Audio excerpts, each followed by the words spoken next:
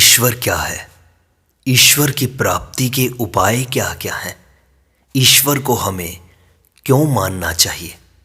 इन सब के विषय में पूज्य श्री उड़िया बाबा जी के उपदेश सुनेंगे। एक व्यक्ति ने प्रश्न पूछा कि महाराज जी, ईश्वर को क्यों मानना चाहिए? तब उन्होंने कहा, मनुष्य किसी नवीन वस्तु को देखकर उसे जानने की इच्छा करता है। जिस प्रकार बच्चा चंद्रमा को देखकर अपनी माँ से उसका नाम पूछता है और फिर उसे पकड़ने की इच्छा करता है, इसी प्रकार प्रत्येक मनुष्य में 3 इच्छाएं रहती हैं। वस्तु को देखने की इच्छा, उसे जानने की इच्छा और उसे प्राप्त करने की इच्छा। जीव का ज्ञान अपूर्ण है, इस बात को वह सदा अनुभव करता है और उसे पूर्ण करने की चेष्टा करता रहता है। वास्तव में हम अल्प ज्ञान, अल्प शक्ति और अल्प क्रिया वाले हैं। इस अपूर्णता को पूर्ण करने के लिए हमें ईश्वर को अवश्य मानना चाहिए, क्योंकि ईश्वर को माने बिना हमारा अल्प ज्ञान, अल्प क्रिया और अल्प शक्ति कभी पूर्ण हो ही नहीं सकती। महाराज जी, ईश्वर को न मानने से कौन कौन सी हानियां होती हैं? ईश्वर की सत्ता को न मानने से हम सर्वदा अल्प ज्ञानी, अल्प शक्तिमान और अल्पदर्शी ही रहेंगे। ज्ञानी कभी भी नहीं हो सकेंगे, क्योंकि ईश्वर को न मानने पर हमारी प्रवृत्ति स्वाभाविक ही संसार की ओर रहेगी। फलतः हम जड़वादी और जड़मती हो जाएंगे। जीव का स्वभाव प्रेम करना है। ईश्वर को न मानने पर वह तो विषय रूप संसार से ही प्रेम करेगा। महाराज जी, ईश्वर के होने में कौन कौन से प्रबल प्रमाण हैं? हम कैसे माने कि ईश्वर है? अपने स्वाभाविक अल्प ज्ञान, अल्प क्रिया और अल्प शक्ति का अनुभव होते रहने से स्वयं सिद्ध हो जाता है कि कोई एक ऐसा महान जरूर है जो पूर्ण ज्ञान, पूर्ण क्रिया और पूर्ण शक्ति का भंडार है। हमारी अपनी अपूर्णता ही किसी की पूर्णता एवं महत्ता को सिद्ध करती है। हम जानते हैं कि हम पृथ्वी, जल, वायु और अग्नि आदि को केवल अपने व्यवहार में ला सकते हैं तथा उन्हें मिलाकर कोई नवीन वस्तु भी बना सकते हैं, किंतु उन मूल तत्वों का निर्माण हम कभी नहीं कर सकते। हमारी यह अशक्ति ही किसी महाशक्ति को सिद्ध करती है। जो जिस वस्तु का निर्माता होता है वही उसका दृष्टा भी हो सकता है। हम इन पंचभूतों के और इस अखिल ब्रह्मांड के न सृष्टा हैं, न दृष्टा हैं और न ज्ञाता ही हैं। हमारी यह अल्प दृष्टि और अनभिज्ञता ही किसी सर्वदृष्टा और सर्वज्ञ के अस्तित्व को सिद्ध करती है। जो लोग परमात्मा के अस्तित्व को स्वीकार नहीं करते, उनको यह तो मानना ही पड़ता है कि पृथ्वी, जल, अग्नि, वायु और आकाश, इन पंच महाभूतों का तथा सूर्य, चंद्रमा एवं नक्षत्र आदि का कोई कर्ता अवश्य है, क्योंकि जड़ वस्तुएं अपने आप निर्मित नहीं हो सकती। 2 वस्तुओं के मिलने से एक तीसरी वस्तु अवश्य बन जाती है, किंतु वहाँ भी उन्हें मिलाने वाला कोई अवश्य होना चाहिए। अतः इन मिलाई जाने वाली मूल वस्तुओं का कोई कर्ता अवश्य है, परंतु उसे लोग न तो स्पष्ट देख सकते हैं और ना ही साधारण बुद्धि द्वारा उसका अनुभव कर सकते हैं। अतः किम कर्तव्य विमूढ़ होकर बिना समझे बूझे अनायास ही यह कह उठते हैं कि यह सब अपने आप ही बन गया है। यद्यपि वे यह अवश्य अनुभव करते हैं कि उनका ऐसा कहना नितांत ही निराधार, निस्सार और निर्मूल है। अपनी बनाई हुई वस्तुओं को हम बना सकते हैं और बिगाड़ सकते हैं, परंतु ईश्वर निर्मित वस्तुओं को हम ना ही बना सकते हैं और ना ही नष्ट कर सकते हैं। हम जल से बर्फ और मिट्टी से ईंट बना सकते हैं और उन्हें बिगाड़ भी सकते हैं, परंतु जल और मिट्टी को न हम बना सकते हैं और ना ही नष्ट कर सकते हैं। जब अपने विचार से हम उन्हें नष्ट हुआ समझते हैं, उस समय भी वास्तव में वे नष्ट नहीं होते, केवल उनका रूपांतर ही हो जाता है। हमारी यह असमर्थता ही उस सर्वसमर्थ के अस्तित्व को सिद्ध करती है। हमारी सामर्थ्य और शक्ति का ह्रास हर समय होता रहता है, किंतु ईश्वर की शक्ति न तो कभी घटती है और न ही नष्ट होती है। ईश्वर सदा सर्वदा एक रस रहता है। हमारी असमर्थता और लघुता इसी से प्रकट होती है कि निरंतर अनेकानेक साधन करने पर ही हमें सिद्धियां प्राप्त हो सकती हैं, और वे भी बहुत सीमित हैं। संपूर्ण सिद्धियों की प्राप्ति तो हम कर ही नहीं सकते। हम सृष्टि कभी नहीं रच सकते, सर्वव्यापक कभी नहीं हो सकते और पूर्ण विधि को कभी नहीं जान सकते।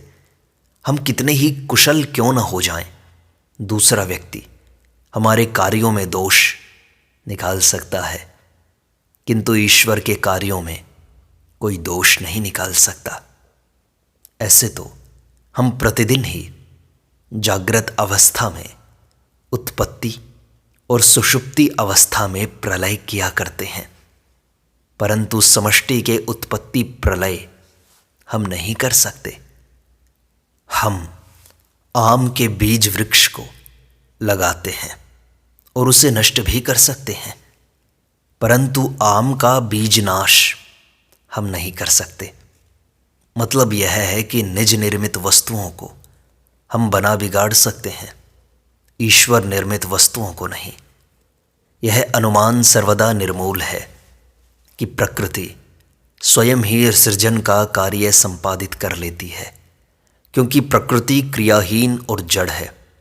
वह स्वयं कोई कार्य नहीं कर सकती। जिस प्रकार हमारी क्रिया शक्ति स्वतंत्र नहीं है, हमारे अधिकार में है, उसी प्रकार प्राकृतिक तत्वों की क्रिया शक्ति भी उनके प्रेरक प्रभु के हाथ में है।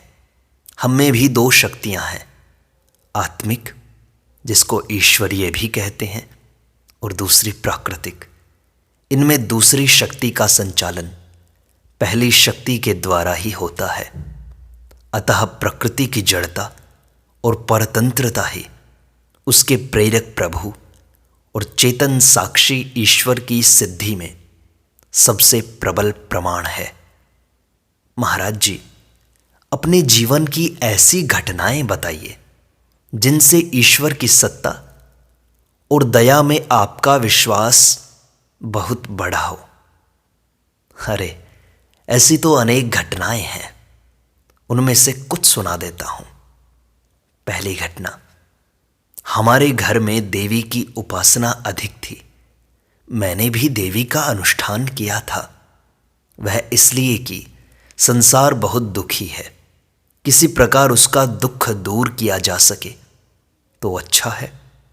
मेरे मन में यह कामना हुई कि मुझे यदि द्रौपदी की हांडी का सा एक पात्र मिल जाए तो अनायास ही लोगों का कुछ उपकार हो जाए। इस अनुष्ठान की पूर्ति के लिए मैं काम रूप जाकर कामाक्षा देवी की उपासना करने लगा। कुछ दिनों पश्चात काम रूप के निकटवर्ती एक महंत ब्रह्मचारी की सेवा करने का अवसर प्राप्त हुआ। दैव योग से ब्रह्मचारी जी का शिष्य बाहर गया हुआ था, अतः उनकी मृत्यु हो जाने पर लोगों ने मुझे उस स्थान का महंत बना दिया। महंत होने की अवस्था में भी मेरा अनुष्ठान बराबर चलता रहा उस समय वहां बहुत से लोग आने लगे और नित्य प्रति 300-400 रुपये भेंट में दे जाते थे। मैं उन रुपयों को स्पर्श भी नहीं करता था। दूसरे ही लोग उन्हें साधुओं के भंडारे आदि में खर्च करते रहते थे। उन दिनों कुछ ऐसा चमत्कार हो गया कि मैं जिस व्यक्ति के लिए जो बात कहता वही सत्य निकलती। मैं किसी का कोई गुप्त दोष बताता तो वह स्वयं स्वीकार कर लेता कि हाँ, मुझ में यह दोष है। यह दशा 18 दिन तक रही। फिर मैंने सोचा, इस तरह रहना ठीक नहीं। यदि लाख रुपए भी मिल गए तो अधिक से अधिक एक गांव का ही कष्ट दूर हो सकेगा। फिर यह बात भी ध्यान में आई कि द्रौपदी की तरह एक पात्र भी मिल गया तो क्या होगा, संसार तो ऐसा ही रहेगा। अतः मैं एक दिन चुपचाप वहां से चल दिया। वहां से 8 कोस चलकर ही मैंने दम लिया। इस प्रकार आरंभिक जीवन में मुझे दुर्गा की उपासना से अनेकों चमत्कार हुए। फिर मुझे श्री कृष्ण प्रेम भी होने लगा और कुछ काल पश्चात मैंने संन्यास ले लिया। एक रात की बात है, सूर्य अस्त हो गया था। चंद्रमा की चांदनी छिटक रही थी।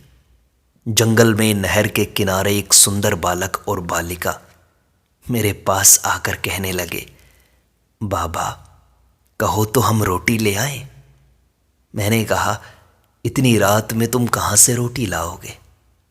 उन्होंने कहा, हमारा गांव पास ही है। वे घूम घाम कर थोड़ी ही देर में रोटी ले आए। मैंने रोटी खाई और वहीं सो गया। प्रातःकाल सवेरे मेरे उठने के पूर्व ही वे फिर आ गए और बोले, बाबा मट्ठा पियोगे? मैंने कहा, तुम इतने सवेरे फिर कहाँ से आ गए और इस समय मट्ठा कहाँ से लाओगे? उन्होंने कहा, हमारा गांव निकट ही तो है। वे इधर उधर घूमकर तत्काल ही मट्ठा ले आए और मैंने उससे भी पी लिया। उनके चले जाने पर मैंने उनकी खोज की तो मालूम हुआ कि वहां दूर दूर तक कहीं गांव का नामो निशान भी नहीं है। जंगल ही जंगल है। दूसरी घटना, मेरे एक मित्र ब्रह्मचारी जो भगवान श्री कृष्ण के उपासक थे, वे किष्किंधा में किसी महात्मा सिद्ध पुरुष को जानते थे और उनसे शिक्षा लेने के लिए जा रहे थे। मार्ग में उन्हें बड़ी प्यास लगी। उनका कंठ सूखा जाता था। लोटा डोर उनके पास थे, किंतु वे कुएं पर गए तो मालूम हुआ वह बहुत गहरा है। उनकी डोरी उसमें छोटी पड़ गई थी। वे निराश होकर वहीं बैठ गए। अत्यधिक प्यास के कारण उनके प्राण अत्यंत छटपटाने लगे। ऐसा मालूम होता था मानो 10-5 मिनट में प्राण निकल जाएंगे। उस समय वे हा कृष्ण पुकारने लगे। इतने में ही एक बालक एकाएक उनके पास आया और बोला, मुझे अपना लोटा डोर दो, मैं जल ले आता हूं। बस ब्रह्मचारी जी का लोटा डोर लेकर वह बालक उसी कुएं से जल खींच लाया और उन्हें पिला दिया।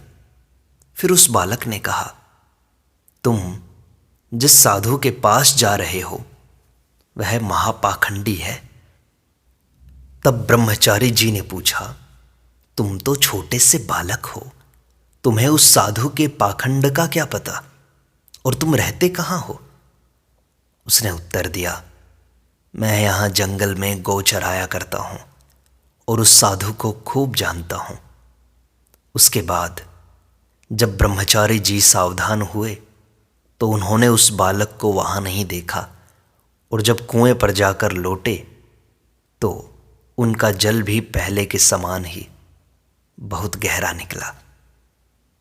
तीसरी घटना, अतरौली तहसील में एक गृहस्थ कायस्थ रहते थे। उनके घर में स्त्री, पुरुष और एक लड़की, 3 प्राणी थे। पुरुष पटवारी का काम करता था।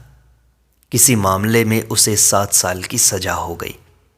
घर में केवल उसकी स्त्री और कन्या ही रह गई। लड़की विवाह के योग्य हुई, किंतु घर में कुछ था नहीं। अतः उसके मामा ने विवाह का सारा भार अपने ऊपर ले लिया। विवाह पक्का हो गया, किंतु जब विवाह के 3-4 दिन रह गए तब किसी कारण से मामा ने साफ इनकार कर दिया।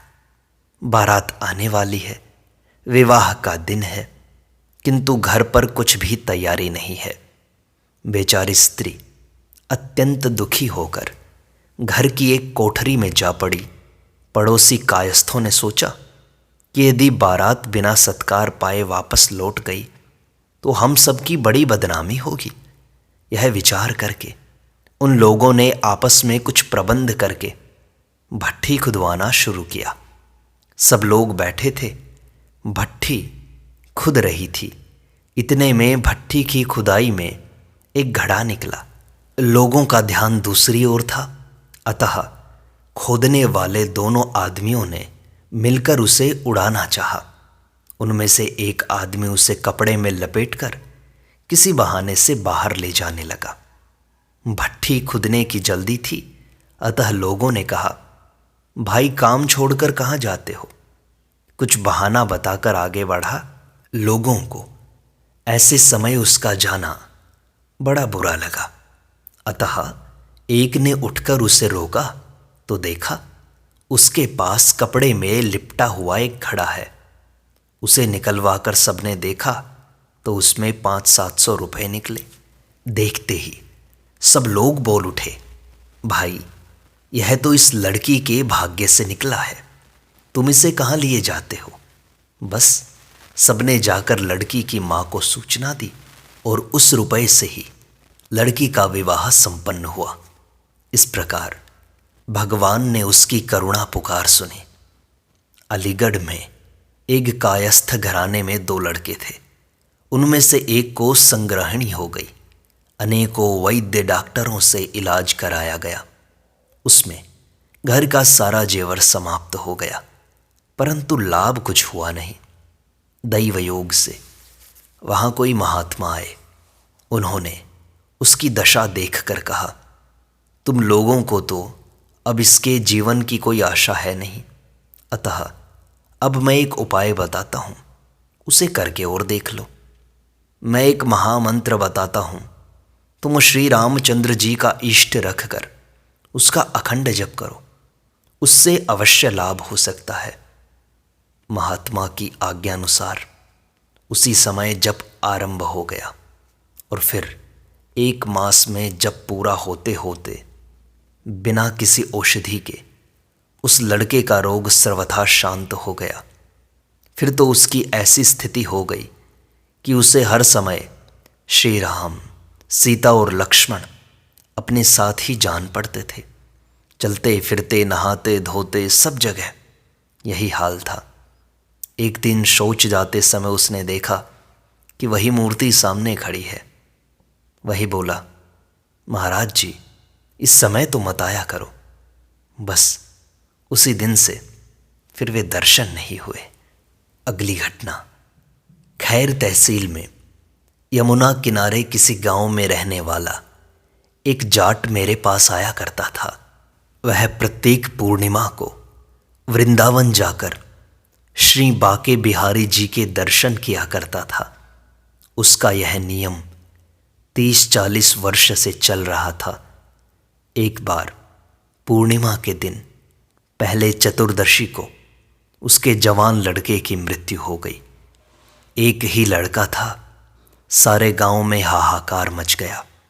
वह लड़के की लाश लेकर अनेकों ग्रामवासियों के साथ यमुना किनारे गया और वहां उसका दाह संस्कार किया। वह कार्य से छुट्टी मिलने पर जब सब लोग लौटने लगे तो वह बोला, भाई जो होना था सो हो गया, आप लोग घर जाएं। मेरे तो कल पूर्णिमा है, मुझे कल वृंदावन में श्री बाके बिहारी जी की हाजिरी देनी है, सो मैं तो वहीं जा रहा हूँ। उसकी यह बात सुनकर सब गांव वाले कहने लगे, कैसा पागल है, जवान लड़का मरा है, लोग इसके घर आएंगे, और यह कहता है मुझे वृंदावन जाना है। ऐसा कहकर लोगों ने उसे बहुत समझाया, किंतु वह अपना सदा का नियम छोड़ने को तैयार नहीं हुआ। बस वह वहीं से वृंदावन चल दिया। इस समय प्रकृति ने भी उसकी परीक्षा करने की ठानी। बड़े जोर से हवा चलने लगी और पानी भी बरसने लगा। सब लोग तो गांव लौट गए। वह यमुना पार करने के लिए घाट पर आया, किंतु मल्लाह ने ऐसे तूफान के समय नाव ले जाने से साफ इनकार कर दिया। जाट को पुत्र शोक तो था ही, अब सदा की भांति कल पूर्णिमा को प्रातःकाल श्री बांके बिहारी जी के दर्शन नहीं हो सकेंगे। इससे और भी हृदय घबरा उठा। वह अत्यंत शोकाकुल हो उस मल्लाह की कुटी में ही पड़ा रहा।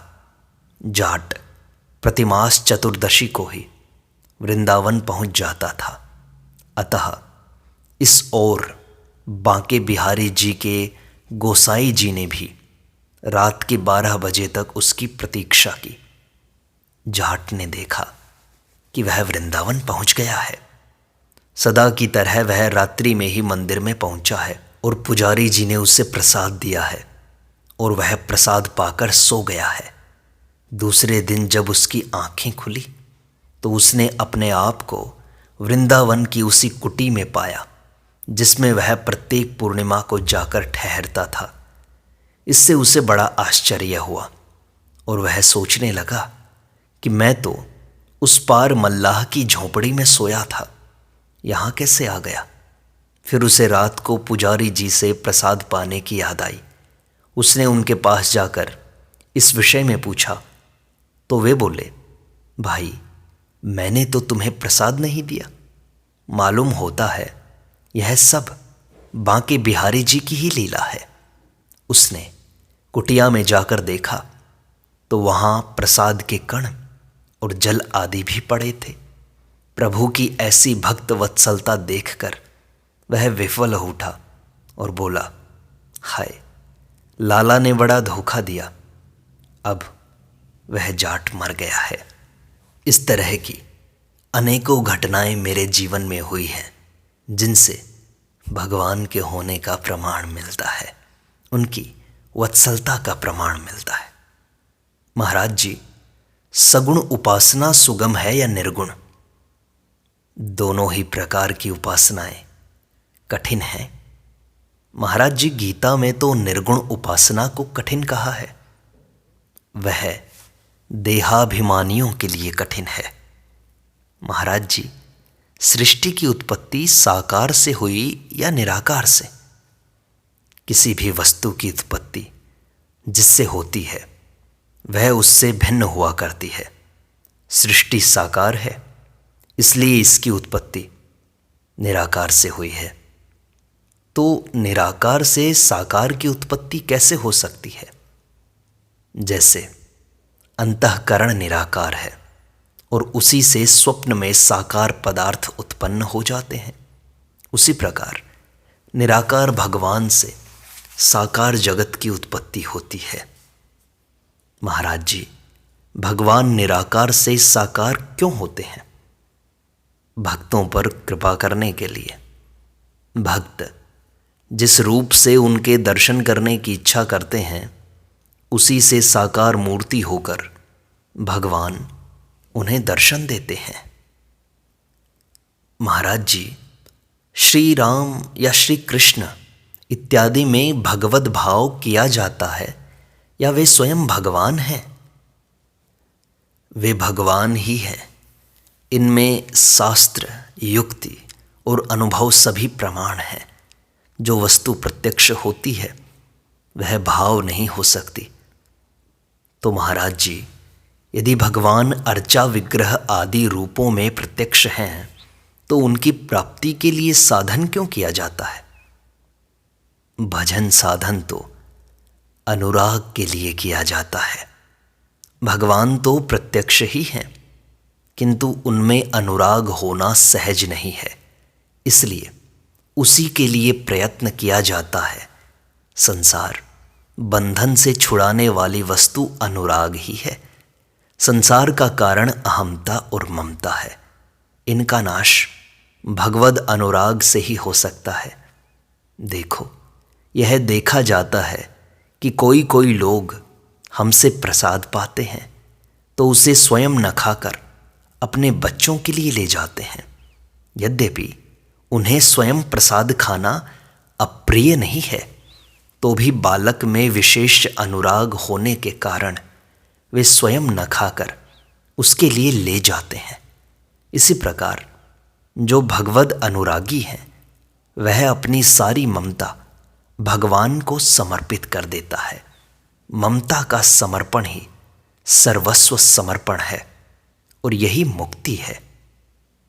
महाराज जी, ईश्वर प्रत्यक्ष कैसे हो? ईश्वर प्रत्यक्ष है, इसमें शंका नहीं करनी चाहिए। इसमें शास्त्र प्रमाण भी है।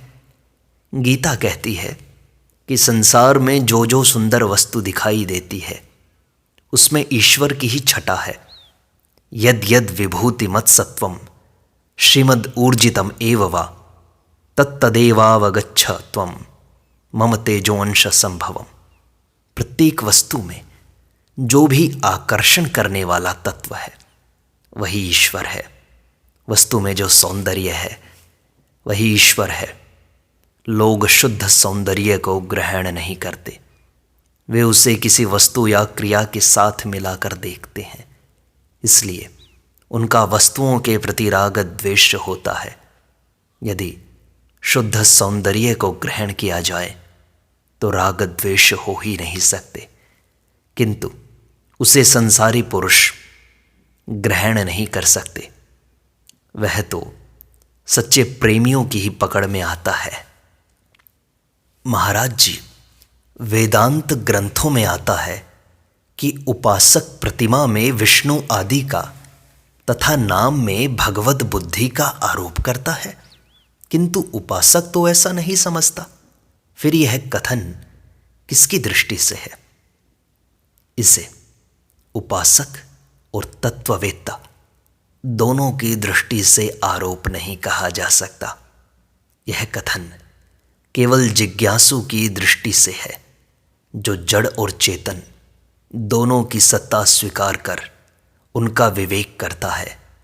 भक्त की दृष्टि में भगवद विग्रह और भगवन नाम जड़ नहीं है, चिन्मय है, और बोधवान की दृष्टि में जो कुछ है वह सभी सच्चिदानंद स्वरूप है। उसके लिए तो एक अखंड चिदघन सत्ता से भिन्न और किसी वस्तु का अस्तित्व ही नहीं है।